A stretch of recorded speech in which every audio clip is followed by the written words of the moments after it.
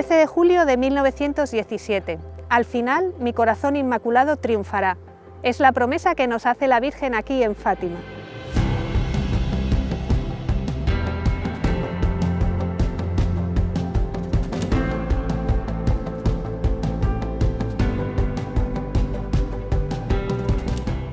Es curioso ver cómo la Iglesia, en su magisterio a lo largo del tiempo, va explicándonos, dándonos a conocer lo que en la Sagrada Escritura está ya presente, pero en cierto modo oculto. Y eso se forma de una manera muy particular con el Corazón Inmaculado de María. Leyendo ese magisterio me he topado con el Papa San Pío X, que con ocasión del 50 aniversario de la proclamación del dogma de la Inmaculada Concepción, se para a mirar a la Virgen de una manera muy especial. Él, al final de la encíclica, nos presenta lo que, con un texto de Oseas, ve en el mundo de esa época, que es 1904. Y el profeta Oseas pone un panorama del mundo lleno de blasfemia, de mentira, de desconocimiento de Dios, de homicidio, de violencia, como un mundo absolutamente sin Dios, que bien puede ser el mundo de nuestros días. Y al lado de ese panorama nos presenta a la Virgen, que surge delante de los ojos de sus hijos como un arco iris, como un signo de la alianza que hace con el hombre, con la promesa de no volver a destruir la presencia del hombre sobre la tierra, aunque el mal la inunde. Y en ese sentido tiene una especial potencia esa imagen, porque la Virgen es poderosa, es la que va a pisar la cabeza de la serpiente, la que va a vencer al mal, la que va a triunfar. Como nos dice aquí en Fátima, al final mi corazón inmaculado triunfará. Dios nos creó para la salvación, para llegar a ser hijos de Dios en el Hijo.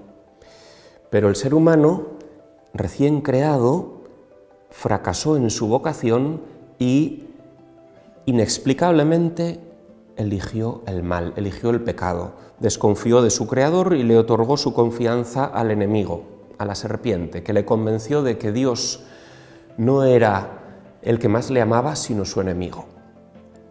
Dios, desde ese primer instante, no maldice a Adán y Eva, sino que lo primero que hace es prometerles una salvación definitiva. Primero hace una síntesis de lo que va a ser la historia de la salvación. Va a ser una historia marcada por la enemistad con la serpiente.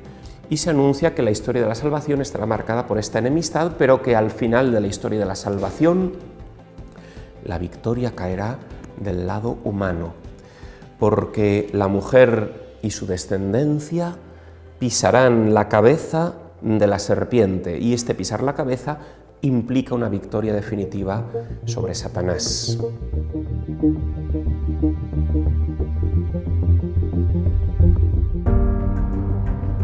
Esta promesa salvífica, que es lo que llamamos el protoevangelio en Génesis 3, 15, 16, aparece prefigurada, atisbada, delineada en distintos pasajes del Antiguo Testamento.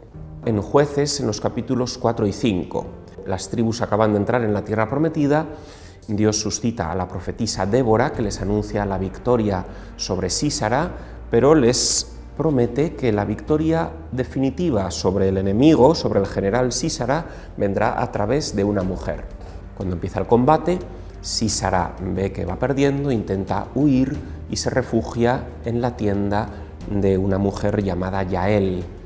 Y cuando está dormido, Yael coge una piqueta de la tienda, con 2 golpes certeros de martillo, ¡ploc!, clava la piqueta en tierra, con la cabeza de Sísara siendo atravesada por esta piqueta. Prefigura Yael a María como aquella que destruirá la cabeza del enemigo. La reina Esther y Judith.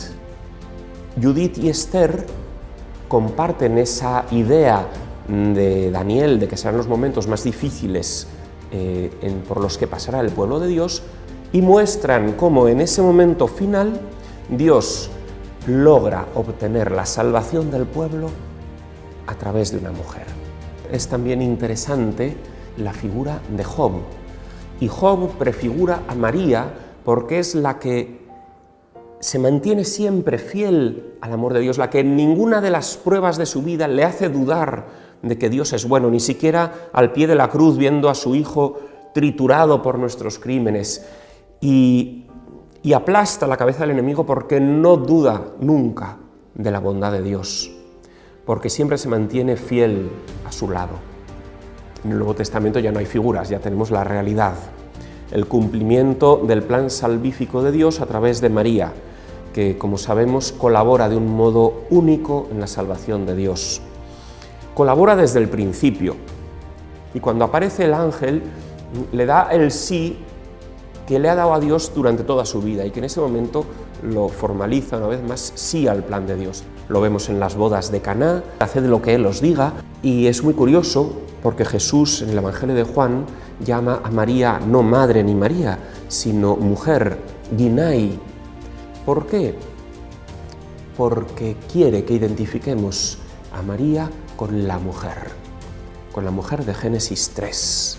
Y del mismo modo la llama en la cruz y le dice Ginai. Entonces es fundamental para Juan que entendamos que esa mujer es la profetizada, y por eso es cuando Jesús le puede ya encomendar la que va a ser su misión definitiva. Madre de Juan, en el cual estamos representados todos los hombres y de un modo especial los discípulos de Jesús. María en ningún momento está glorificándose más a los ojos de Dios que al pie de la cruz. Por eso está vestida de sol. En ese momento en el que está sufriendo con dolores de parto, los dolores de los que habla Apocalipsis 12, son los de la cruz. Y al pie de la cruz está también el enemigo, el dragón, esperando a comerse al niño que va a ser dado a luz. Yo creo que el que va a ser dado a luz es Cristo, porque también se habla de dar a luz cuando uno atraviesa la muerte, y colabora con él en su nacimiento a la vida eterna, gloriosa, resucitada, como madre. Y por eso la siguiente escena en la que va a aparecer es precisamente en Pentecostés. Invoca la gracia, es decir, al Espíritu, para el recién nacido pueblo de Dios. Entonces empieza ahí una fase nueva en el plan de salvación de Dios, que es la historia de la Iglesia, en la que los hombres ya pueden ir a la casa del Padre, ir al cielo en alma, pero aquí en la tierra sigue Satanás en esa batalla persiguiendo a los hijos de la mujer que ha dado a luz, que es la Virgen María, a su vez también imagen de la Iglesia, que son los que dan el testimonio de Jesús, dice el Apocalipsis, ¿no? Y estamos en ese tiempo, y no ha dejado de ser la madre de los cristianos en estos 21 siglos, ni dejará de hacerlo hasta que al final, a través de ella, Dios traiga la culminación de su plan salvífico, traiga el triunfo definitivo de su corazón, que no es otra cosa que el triunfo de Jesús.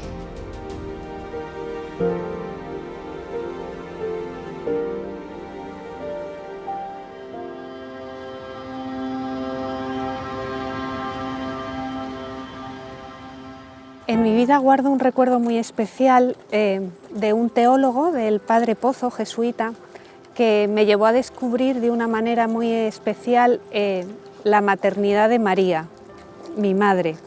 Y lo hizo a través de un encuentro con jóvenes en el que nos explicaba esa frase de Jesús en la cruz que le dice: mujer, ahí tienes a tu hijo. No le dice ahí tienes a un hijo más, sino a tu hijo único. Por eso, en la oración que hacíamos después, yo podía dirigirme a María, me puedo dirigir a mi madre diciéndole: madre, que no soy María José, que soy Jesús. Y eso tiene una fuerza impresionante, porque en realidad María tiene un único hijo, que es Jesús, y es madre de su cuerpo místico. Y en Fátima, aquí, nos explica ella misma de una manera muy particular cómo ejerce esa maternidad. Tiene unas frases en las cuales se refiere a: mi corazón será vuestro refugio. Y hoy más que nunca esa frase tiene una potencia tremenda, porque vivimos en un mundo en el que se hace muy patente esa batalla espiritual, que se da a lo largo de todos los tiempos y en la cual todos estamos inmersos. Y el corazón de María es el lugar donde ella nos cura las heridas, nos fortalece, nos alimenta para lanzarnos después a esa batalla otra vez con renovadas fuerzas. Y también nos dice aquí en Fátima que su corazón es el camino que nos lleva a Jesús. Y otra vez eso tiene para nosotros una importancia esencial, porque hoy que hay tanta confusión, tantas voces, tantas dificultades, tantas dudas a la hora de decir por dónde tenemos que caminar, cuál es la mejor decisión, cuál es el paso que tengo que dar ahora, María, su corazón, es el camino seguro que nos lleva a Jesús. Y vamos a ver ahora en qué contexto histórico en Fátima nos da ella ese mensaje como madre.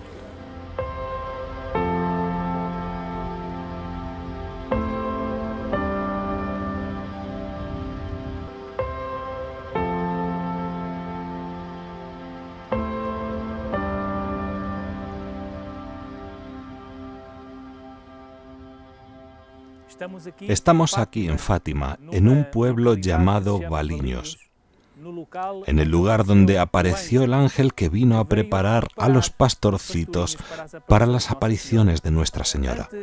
Antes de hablar un poco de las apariciones, también es bueno hacer un poco de contexto histórico de estas mismas apariciones. Estábamos en el año 1917.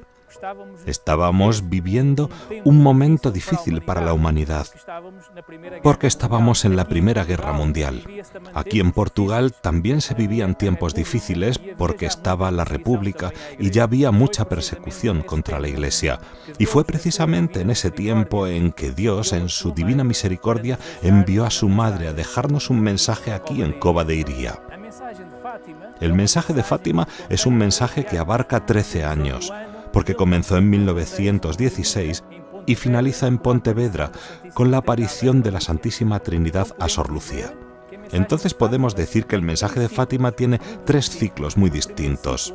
El primer ciclo es el ciclo angélico, que contiene las 3 apariciones del ángel que ocurrieron, 2 aquí en este lugar y la segunda aparición en el Pozo de Quintal, de los Padres de Lucía, en el Pozo de Arneiro.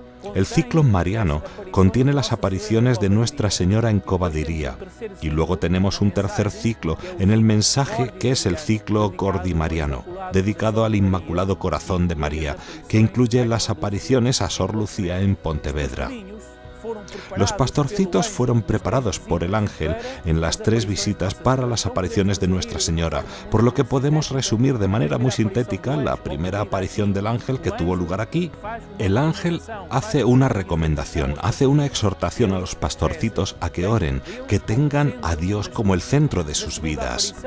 En la segunda aparición, en el Pozo de Arneiro, el ángel viene de nuevo y pide penitencia. Pide la ofrenda de la vida por los pecadores y para que también se pueda atraer la paz al mundo. Y luego en la tercera aparición que tuvo lugar aquí, en este lugar, viene el ángel y trae la Eucaristía. Aquí, ante la Eucaristía, el ángel se postra. El ángel hace una oración de reparación y enseña a los pastorcitos cómo reparar el Santísimo Sacramento. El mismo ángel dice aquí que reparen sus crímenes y finalmente, antes de que el ángel ascienda al cielo, dice: consolad a vuestro Dios. Hay que reparar los crímenes y hay que consolar a Dios en estos tiempos. Mirando ahora un poco las apariciones de Nuestra Señora en Cova de Iria, estamos en el 13 de mayo. Los pastorcitos estaban allí con las ovejas. De repente vieron un destello de luz, un rayo de luz. Sin embargo, más abajo, cuando se dirigían a casa, vieron un segundo relámpago de luz. Y fue entonces que Nuestra Señora se apareció encima de una pequeña encina. El centro del mensaje en la primera aparición es cuando Nuestra Señora pregunta a los pastorcitos: ¿queréis ofreceros a Dios? Sí, queremos. Lucía habló en nombre de los 3. Nuestra Señora abre sus manos y de sus manos salió una luz que envolvió a los pastorcitos. Y de esa luz los pastorcitos se dieron cuenta de que era la luz de Dios. Entonces tuvieron una experiencia mística y se reconocieron primero de todo como criaturas. Sor Lucía describe que se encontraron a sí mismos, como si se miraran en un espejo muy limpio, como si hicieran una pequeña revisión de vida. Después de ese encuentro consigo mismos, percibieron la presencia de Dios de manera tan explícita y tan fuerte que Sor Lucía dice en sus memorias: nos arrodillamos y rezamos esta oración. Santísima Trinidad, te adoro profundamente. Dios mío, te amo en el Santísimo Sacramento. Después de esta experiencia mística y dejándose envolver por esta luz que les trajo la Virgen les hace un pedido: quiero que recéis el rosario todos los días para alcanzar la paz. Veamos ahora un poco la segunda aparición.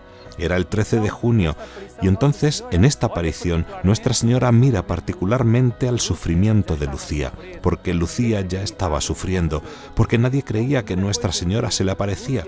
Así que lo primero que le pide Lucía a Nuestra Señora es que la lleve al cielo. Claro, aquí Nuestra Señora mira particularmente a Lucía y le dice: hija mía, ¿sufres mucho? No te desanimes, nunca te dejaré. Mi inmaculado corazón será vuestro refugio y el camino hacia Dios. Así que es aquí, en esta aparición, que Nuestra Señora habla por primera vez de su inmaculado corazón, como refugio y camino para nuestra conversión, camino a Dios.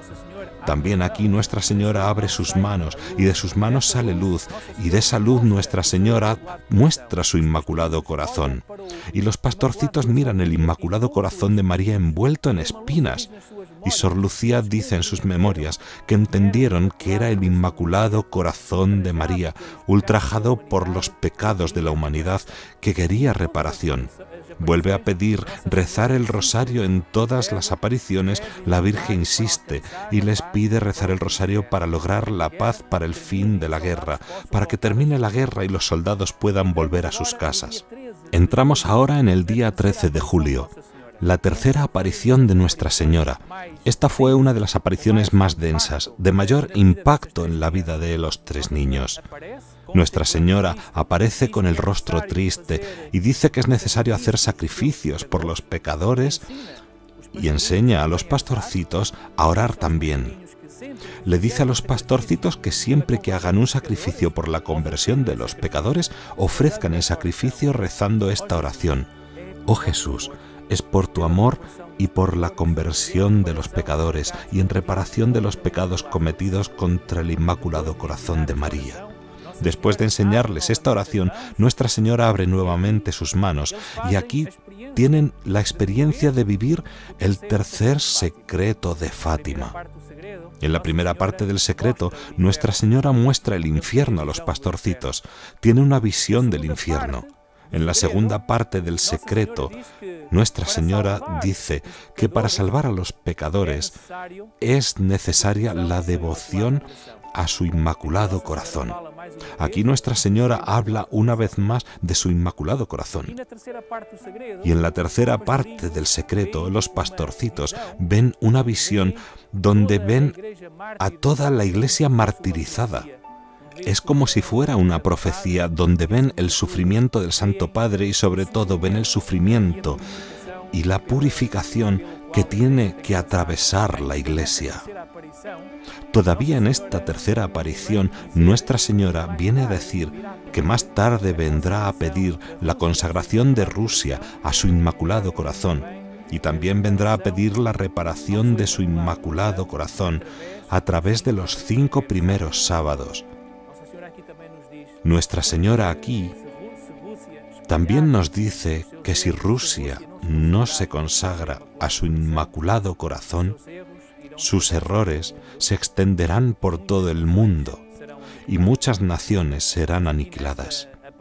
Pero aquí, en esta aparición, la Virgen también nos deja un mensaje de esperanza, porque nos dice que, al final, mi Inmaculado Corazón triunfará. Aquí es precisamente donde debe estar nuestra confianza, confiar en el Inmaculado Corazón de María en estos tiempos que estamos viviendo. Un tiempo muy oscuro, un tiempo muy... Es necesario confiar en su Inmaculado Corazón porque ella dice que el mal nunca vencerá al bien, porque su Inmaculado Corazón triunfará.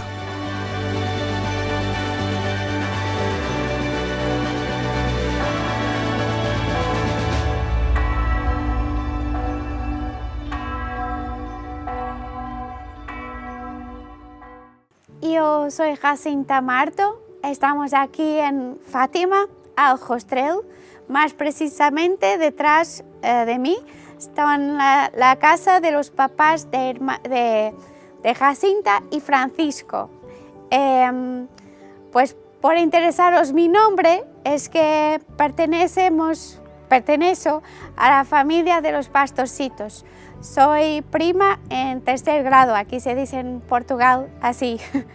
O sea, estar aquí tiene también mucho sentido para mí. Estoy aquí para contarles, para transmitirles aquello que le dijo Jacinta a Sor Lucía antes de ir al hospital. No sé si lo sabían, pero detrás de mí, en esta casa, fue donde Francisco murió y también pasó aquí toda su enfermedad con sus padres.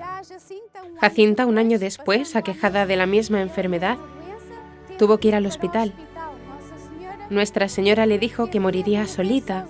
Cuando Jacinta supo que iba a morir solita e iba a despedirse de Sor Lucía, en ese día, al despedirse de ella, le transmitió algunos recados y lo que para ella era más importante que quedase dicho. Y para que también Sor Lucía no se olvidase de contar eso. Y tengo aquí el pasaje que se encuentra en las memorias de Sor Lucía y es precisamente este pasaje el que trata del triunfo del Inmaculado Corazón de María. A veces esta parte se olvida un poco, pero Nuestra Señora promete que su triunfo al final está asegurado. Pase todo lo que tenga que pasar en este mundo, esto es lo que debe quedar. Esto es lo más importante. Entonces, como Jacinta sabía que ya no iba a ver más a su prima querida, ella le dijo: ya me falta poco para ir al cielo, y tú te quedas aquí para decir que Dios quiere instaurar en el mundo la devoción al Inmaculado Corazón de María. Ella se lo dijo para que Lucía no se olvidara del momento exacto en que tendría que decir esto a la gente, porque eso era lo más importante, más incluso que pedirle a la gente que se convirtiera, más que pedirle que rezara el rosario todos los días. Era muy importante mantener esta esperanza. Entonces, Jacinta le dijo a Lucía: dile a todas las personas que Dios concede las gracias por medio del Inmaculado Corazón de María, que se las pidan a ella, porque solo a través de ella se llega al corazón de Jesús. Nuestra Señora nunca se destaca, nunca se pone a sí misma en primer lugar. Ella quiere que nos acerquemos al corazón de su Hijo, y por eso sabe que la mejor manera de acercarnos a Jesús, a Dios, es a través del corazón inmaculado de nuestra Madre. También aquí se dice, también está escrito, que pidan la paz al Inmaculado Corazón de María, que Dios se la entregó a ella. En otras palabras, estamos viviendo momentos de guerra. ¿Cuánto nos está costando esto a todos? No solo por tantos inocentes que mueren, sino también porque nosotros pensamos que en el mundo todo está alborotado, como que todo se derrumba, que todo parece que se autodestruye. Por eso creo que hoy me toca a mí deciros que no hay manera de que lleguemos a Jesús sin ser a través de María y a través de su Inmaculado Corazón, porque sabemos que ella triunfará. Que Dios los bendiga y que sigan en este camino grande, que es ir al cielo un día, si Dios quiere.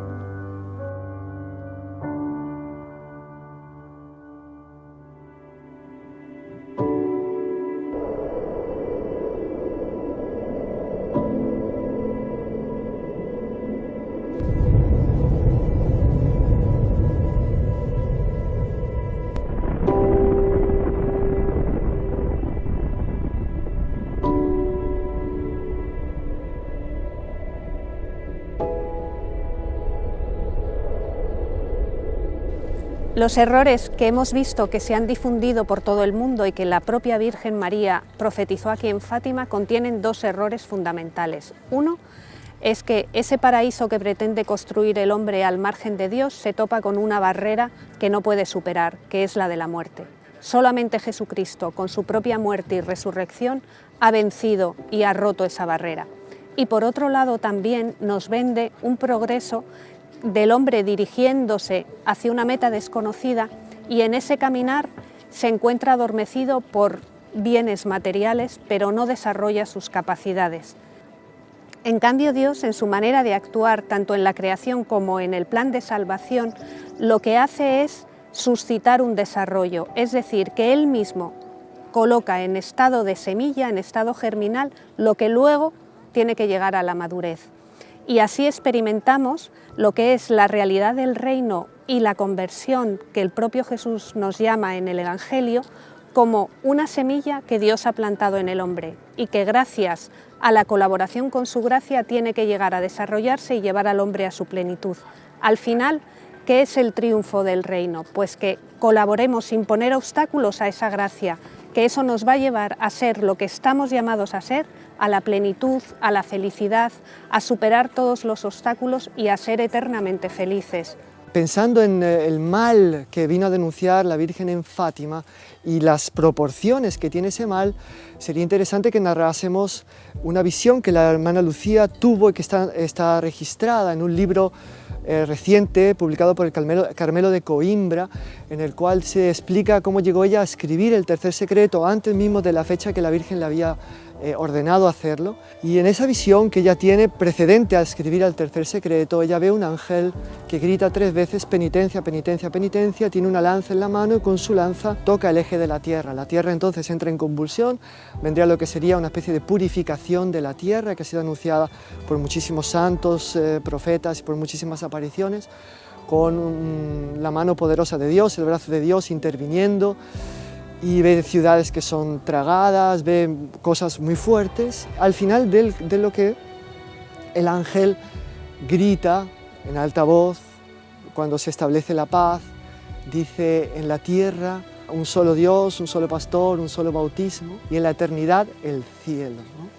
Entonces, digamos, una intervención divina de tales proporciones que no sabemos cómo será. Las profecías nos hablan con imágenes fuertes, pero ¿por qué? Pues muy simple. Porque nos enfrentamos con lo que San Pío X, por cierto, llamó la herejía total. Es un proceso multisecular, pero unitario. Tiene una mente, que es claramente el propio diablo. Viene desarrollándose a partir del humanismo, cuando la cultura católica es sutilmente cambiada por la cultura pagana, que eso precede después ciertas convulsiones y movimientos que son el luteranismo, el protestantismo, la Revolución Francesa, y el comunismo, señaladamente, que era lo que estaba por explotar cuando la Virgen se aparece en Fátima, pero que ha sido seguido con desdoblamientos, digamos, la proyección del comunismo, de la mentalidad comunista a las modas, al modo de ser, de tratarse, sería la revolución famosa de la Sorbona o la revolución hippie, que lleva todo a una especie de clima donde lo bello se cambia por lo feo, al bien se le llama mal y al mal se le llama bien, y la verdad deja de existir como tal. Entonces se va sumergiendo el mundo en una atmósfera seductora, oscura, negra, atrás del cual se ven unos ojitos siniestros, que todos sabemos de quiénes son, justamente contra el cual se va a erguir la mano poderosa de Dios para hacer con que el mal sea humillado, el demonio sea de nuevo derrotado, no deje de ser lo que siempre es, un fracasado, un infeliz, y brille a los ojos de todos los hombres un poco la grandeza de Dios, que infunda temor, un temor que se ha perdido, pero brille también la misericordia de Dios como nunca antes, y esto será a través de la Santísima Virgen María, claramente, de la devoción al Sagrado Corazón de Jesús. Y bueno, de una manifestación de la misma misericordia del Padre Eterno como nunca antes hubo en la historia.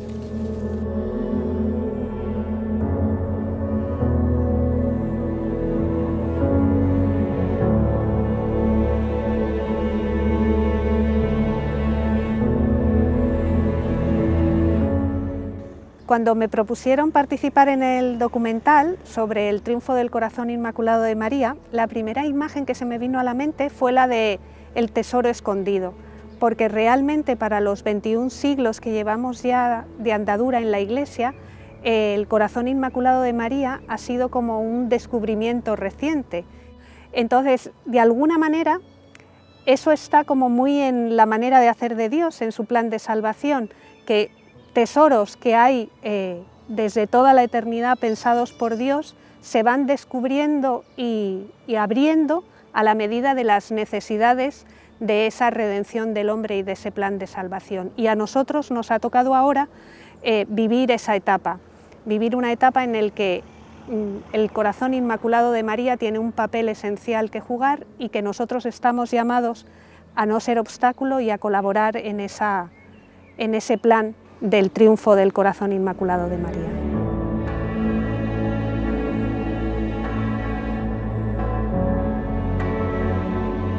¿Qué será o en qué consistirá el triunfo del Inmaculado Corazón de María o lo que se llama siempre el Reino de María? Pues San Luis María Griñón de Montfort explicita el Tratado de la Verdadera Devoción y en la oración Abrasada de San Luis María. Y en esa oración Abrasada explicita en qué consistiría el triunfo del Inmaculado Corazón de María o el Reino de María.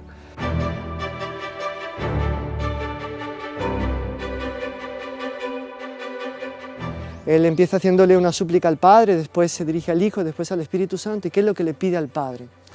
Él, antes de todo, se da cuenta de que hay fuego en la casa de Dios, de que la abominación de la desolación está en el lugar santo. Acordémonos que el jansenismo en su época, estamos hablando de los años precedentes a la Revolución Francesa, está infiltrado en toda la camada eclesial, obispos, etcétera, se dejan influenciar gravemente por esa herejía, incluso él es perseguido por ello. Entonces dice que la abominación de la desolación, usando la expresión de los evangelios sinópticos, la expresión del profeta Daniel, está en el lugar santo. Que la impiedad está sentada en el trono, hace referencia un poco a los desvíos ya de la monarquía absolutista, en la línea inclusive de apoyar a los turcos, de, en fin, promover un estilo de vida demasiado mundano, demasiado pagano. Y él, delante de todo ese mal, sabe que Dios va a intervenir. ¿Y qué es lo que le pide a Dios?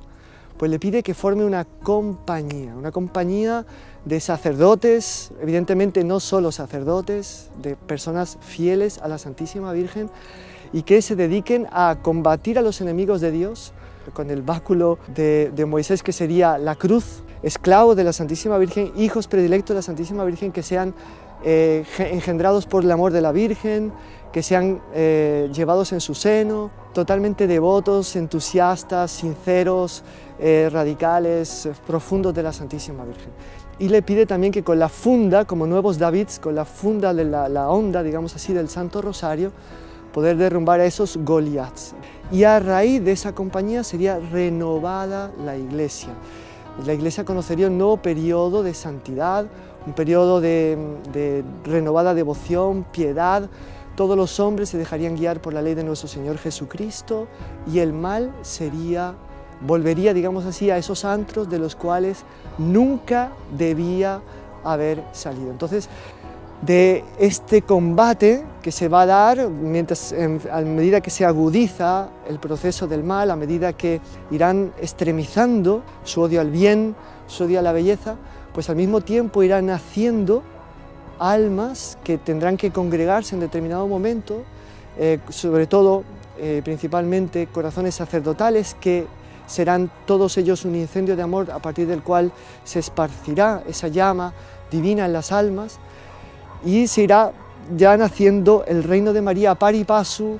El bien comenzará a manifestar un auge de santidad, de virtud inédito en la historia. Y esto, cuando Dios, como dice San Luis María, extienda su brazo y muestre todo el poder de su brazo para premiar al bien y para punir al mal y humillarlo, pues la gente se acuerde de que no es el fin del mundo, sino que es el principio del triunfo del Inmaculado Corazón de María.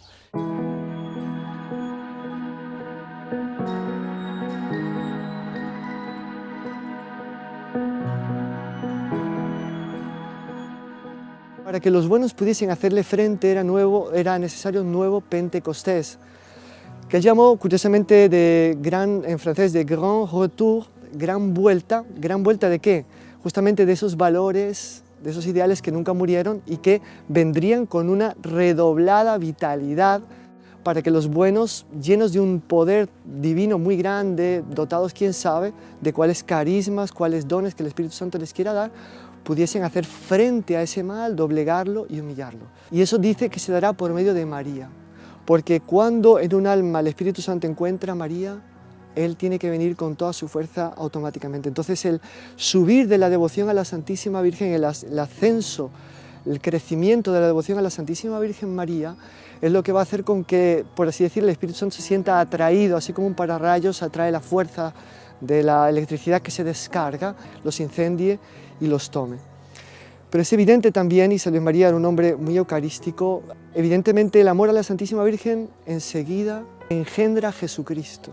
Entonces es evidente que el amor a la Santísima Virgen va junto con el amor a la Eucaristía, y cuando sube el amor a la Virgen, necesariamente sube la devoción a la Santísima Eucaristía, y son esos dos amores que van a ser, por así decir, las antorchas que van a contagiar ese fuego divino a partir del cual se va a renovar la faz de la tierra en el triunfo del Inmaculado Corazón de María.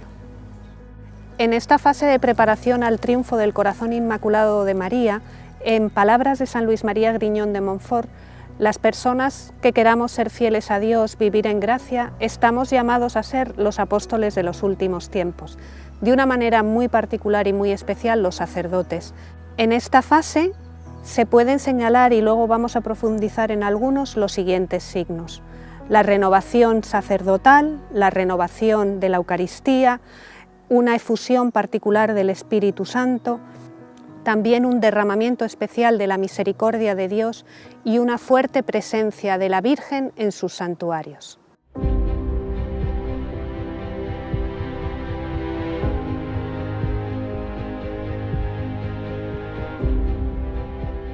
Vamos a hablar sobre la renovación de la Iglesia que va a venir y el papel que tiene que jugar ella, la Virgen Santísima, y la Eucaristía, y la importancia que tiene en la renovación de los sacramentos. La Eucaristía es fundamental. Yo voy a poner un ejemplo para que se pueda entender algo de lo que Jesús hizo en la última cena. Supongamos que hay un padre de familia amantísimo, que ha cumplido bien sus deberes de esposo y sobre todo de padre de sus hijos. Es mayor y ya está en la cama para morir. Y estando así, llama al hijo mayor y tiene entre sus manos un crucifijo que ha llevado siempre a lo largo de su vida. Y entonces le dice al hijo: hijo mío, te voy a dejar este crucifijo, pero para que te acuerdes de cuánto te he amado yo.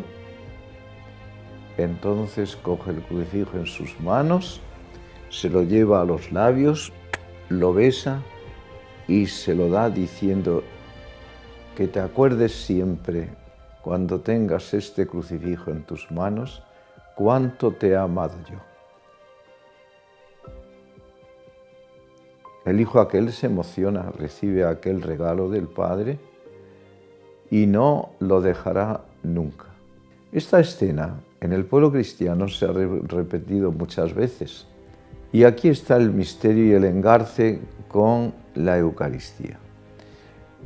Jesucristo no ha dejado una imagen y se ha ido, sino que ha dicho: yo nunca os dejaré solos. Y ha querido quedarse Él mismo, aunque de un modo absolutamente nuevo y real, siendo Él mismo el que se queda. De tal modo que en la última cena lo que hace es, cuando está rodeado de todos sus apóstoles y discípulos, en presencia también de su madre, lo que les dice es: este es mi amor, En el relato que se hace de la Eucaristía, de la institución eucarística, se dice: habiendo amado Jesús, el Señor, a los suyos que estaban en el mundo, los amó hasta el extremo. Entonces, en cada Eucaristía, nosotros tenemos que ver el amor de Jesucristo hacia nosotros. Ese beso que el Padre dio al crucifijo para darle el crucifijo al Hijo es un símbolo, pero no es una realidad. Aquí no tenemos un símbolo, tenemos símbolo y realidad. Porque el Señor dijo: esto es mi cuerpo que se entrega por vosotros. Y los constituye además actores, sacerdotes. Haced esto en memoria mía. Y cada vez que nosotros hacemos y celebramos la Eucaristía, recordamos la muerte de Cristo hasta que Él venga. El triunfo definitivo. Entonces Jesucristo, antes de irse, nos dio a nuestra madre. Miró a San Juan y le dijo: hijo, ahí tienes a tu madre, y madre, mujer, ahí tienes a tu hijo. Es la nueva Eva, la nueva mujer que cumple lo que el Señor le da como misión de madre de la Iglesia, y esa función como madre de la Iglesia es indicarnos a su Hijo Divino. Haced lo que Él os diga. El único mandamiento que nos dio la Virgen Santísima. En estos tiempos trascendentales que estamos viviendo, ya de cara al triunfo del Corazón Inmaculado de María, que lo anunció y se lo dijo a Lucía de Fátima en Pontevedra, ¿verdad? La Virgen Santísima realiza también esa función. Y esa función es, como maestra, como madre y como modelo, ir enseñándonos a vivir aquellas cosas que nos van a posibilitar el acceso al cielo y la participación en el triunfo de Jesucristo nuestro Señor.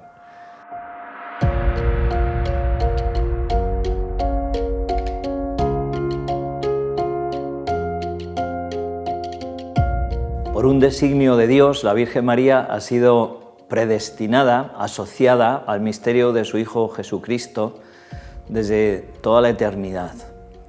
Y María es inseparable de Jesús, especialmente en el misterio de la Encarnación, donde por obra del Espíritu Santo, pues ella concibe y da carne al Verbo de Dios. Este misterio de la Encarnación es algo esencial para lo que es el sacerdocio, ¿no? Esa misión y esa unión entre la Madre y el Hijo se prolonga a lo largo de toda su vida y alcanza su consumación pues al pie de la cruz, ¿no? Cristo es consumado como sacerdote en el Calvario y María es consumada también como madre del único sacerdote y recibiendo a San Juan, ¿no?, que acaba de ser ordenado sacerdote, pues al pie de la cruz.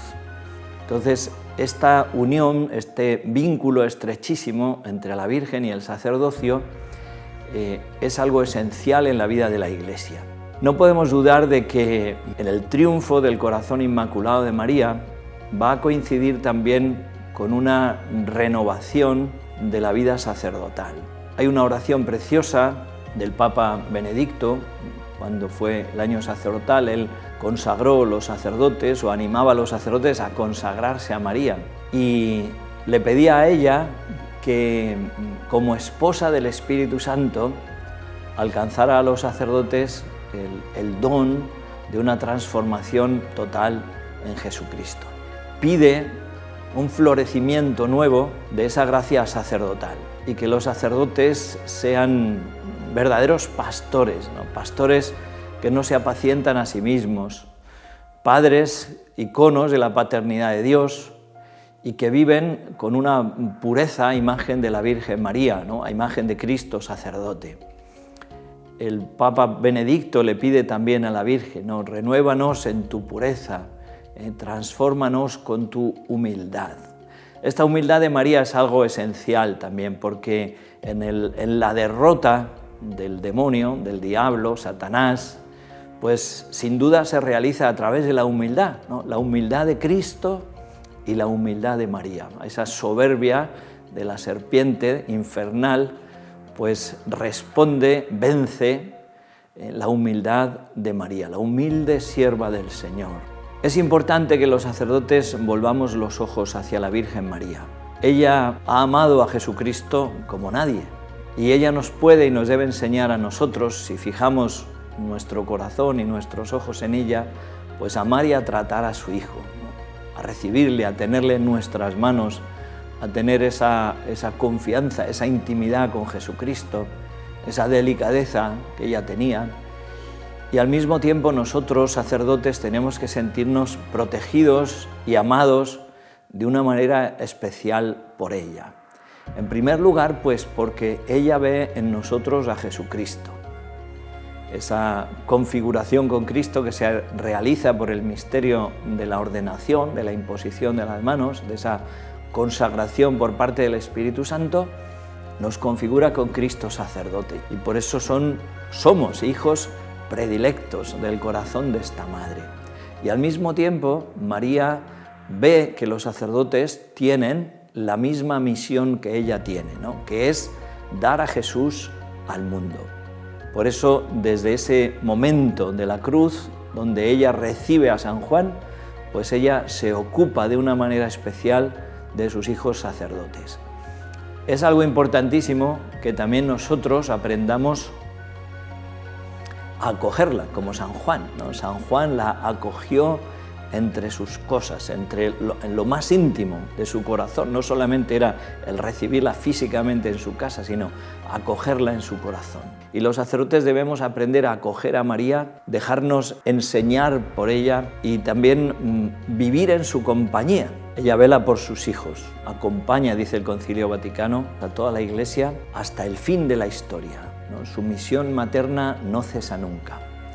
Y por eso también cada uno de nosotros, sacerdotes, podemos pedirle a ella que nos sostenga con su cariño, que nos visite continuamente, que nosotros sepamos a través del rosario, de la devoción tierna y fuerte, a esta mujer fuerte que estuvo al pie de la cruz, parecernos a ella y acompañar y servir a nuestros hermanos en ese camino hacia la patria, en ese camino hacia la vida eterna. Podemos pedirle a la Virgen, ¿no?, que ponga en nuestro corazón el amor de Dios que arde en el suyo.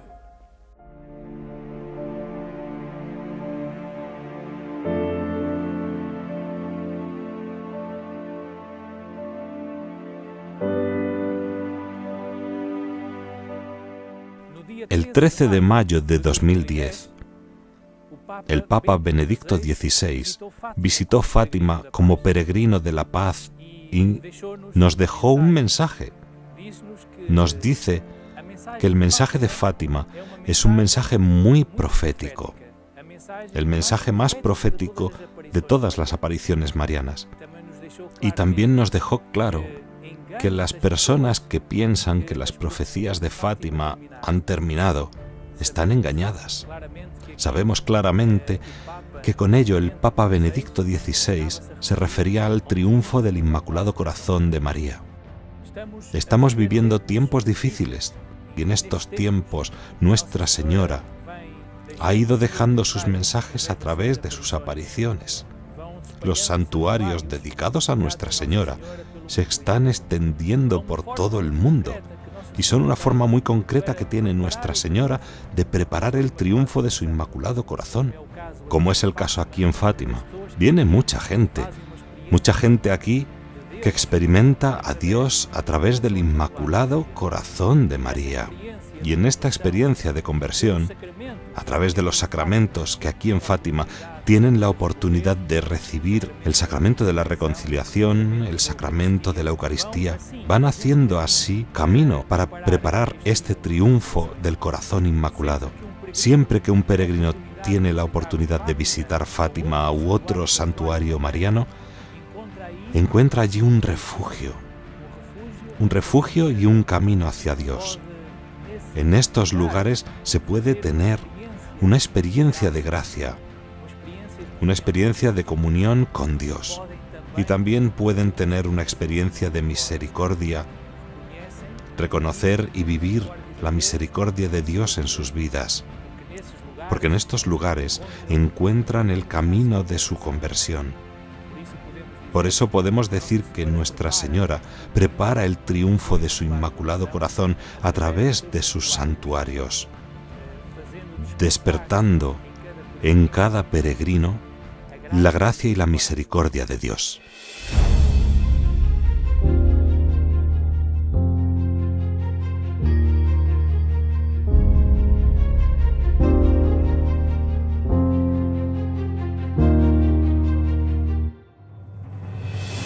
Me gustaría que nos paráramos un momento a pensar, a cambiar nuestro foco de lo que es nuestra vida diaria con nuestras preocupaciones, lo que nos suscita temor, lo que nos puede desesperanzar en algún momento, y lo cambiáramos al foco a la Virgen, ¿no? En estos momentos que nos ha tocado vivir, en esta etapa final, dentro de ese plan de Dios, cómo la Virgen está librando una batalla, porque así lo ha dispuesto Dios, una batalla en lo invisible, esa batalla espiritual en la que todos estamos dentro y todos la estamos librando más consciente o inconscientemente, y que en esa batalla veamos cómo la Virgen va trazando y desarrollando ese plan de Dios.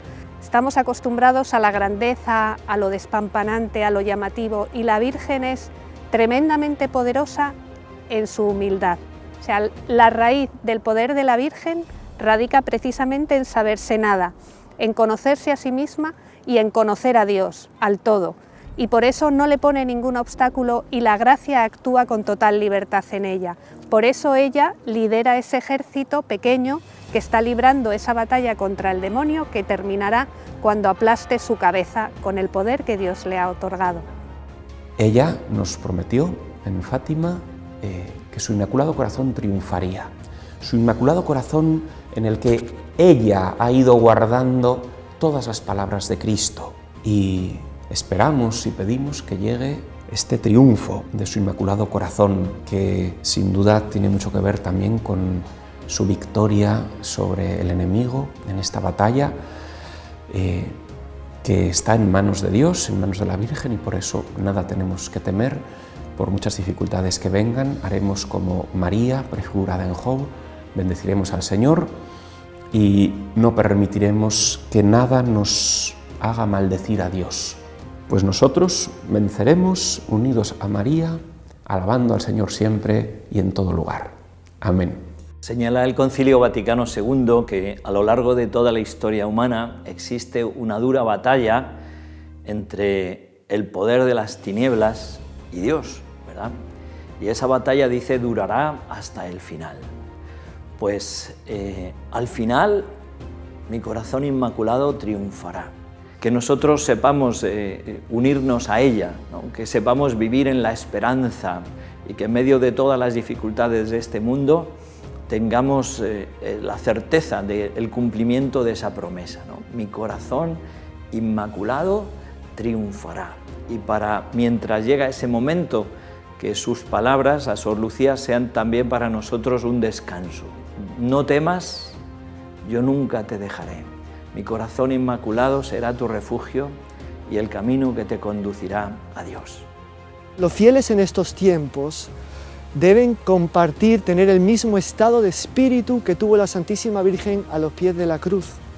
Deben tener la certeza absoluta de que si la Iglesia aparece llagada, como dice San Luis María, debilitada y humillada por los pecados de sus hijos, en el fondo de los ojos, por así decir, de la Iglesia brilla la misma luz de siempre, y a partir de esa luz, ella misma como que resucitará sin jamás haber muerto, porque es inmortal. O sea, saldrá de ese sepulcro donde han querido enterrarla viva y se manifestará con un esplendor, con una luz como nunca.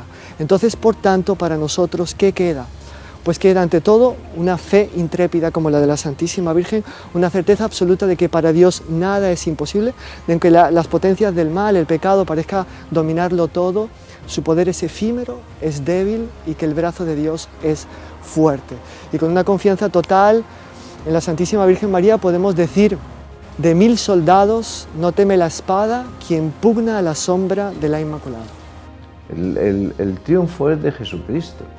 Y nosotros, los cristianos, estamos en el carro de los triunfadores. Los otros no triunfarán. Yo no me voy a alegrar con el mal ajeno porque no puedo de ninguna manera, pero sí puedo decir, vosotros los que estáis ahí, acercaros al Señor, acercaros a la Virgen, porque el triunfo está en ese campo, no en el que vosotros seguís. Vosotros creéis que vais a triunfar y no vivís sino un sinsentido. La Virgen sí da el pleno sentido a la humanidad. Ella es la perfecta, dice en la Mense Mayo Pablo VI. María antecede con su luz al pueblo peregrinante como signo de esperanza y de consuelo. Ella es nuestra esperanza, ella es nuestro consuelo y la Eucaristía es nuestra fortaleza. Levantaos, alzad la cabeza, se acerca vuestra liberación. En ese levantar la mirada al cielo, ¿qué nos encontramos? Pues a la Virgen, ¿no? Esa mujer vestida de sol, con la luna bajo los pies y que pisa la cabeza de la serpiente. Vestida de sol porque nos trae a Jesús, el sol de justicia, en su segunda venida en gloria, lo mismo que lo trajo en Belén, ¿no? En su primera venida. Y en esa esperanza es como queremos transmitir lo que la propia Virgen María nos ha prometido, que al final su corazón inmaculado triunfará.